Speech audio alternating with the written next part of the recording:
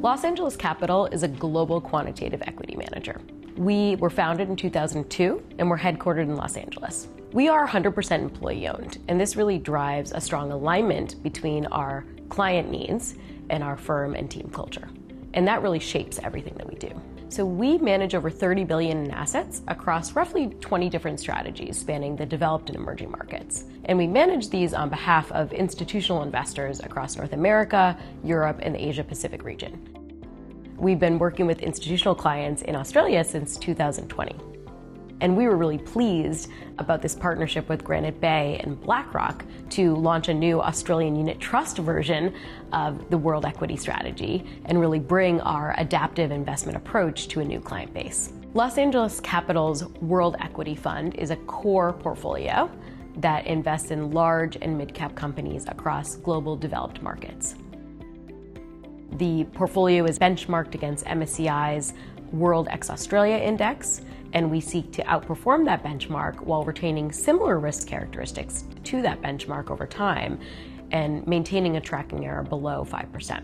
So we've actually managed this strategy since 2011 for our institutional clients. Many traditional approaches to the investment problem assume that what has worked in the past will continue to work going forward. At LA Capital, we don't think that's the case. Our investment philosophy is built around a simple idea: that global equity markets are driven by investor preferences and that those preferences are always changing. We embody this idea in our investment philosophy that we refer to as investor preference theory. And it's based on the idea that what has worked in the past isn't necessarily going to continue to work going forward. This is why we built the Dynamic Alpha stock selection model.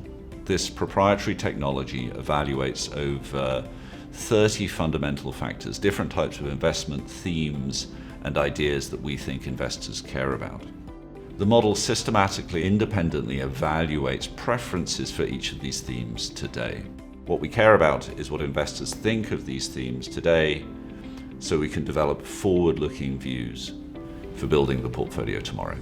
What really sets us apart are two key things. First is our adaptive quantitative approach, and second are our unique factor insights. So first, as it relates to this adaptability concept. This stems from the fact that we are forward-looking in nature. We don't weight factors based on what worked in the past, but instead we try to understand investor attitudes for various characteristics today. So if growth is in favor, our portfolios can capitalize on that. However, if the environment shifts to embrace value or quality, our portfolios will adapt. So it's really this ability to update portfolio positioning that helps us to build a responsive portfolio that can evolve and change as market conditions change. And the second differentiating factor are really our unique insights. So we do use some traditional factors, but over 2/3 are proprietary in nature. So we think about the world a little bit differently. Another very important part of the investment process is the stability of our team. Our investment team has worked together for close to 2 decades now, and we have always tried to promote a collaborative approach to the investment problem. We are always looking to innovate, but the stability of the team has helped ensure that as we work, we stay true to our core investment philosophy and keep to this one idea that has underpinned our process for the last 20 years. The evidence that this works is really the track record. Over 92% of our composites have outperformed their benchmark on a gross of fee basis, and 85% of the composites have outperformed their benchmark on a net of fee basis.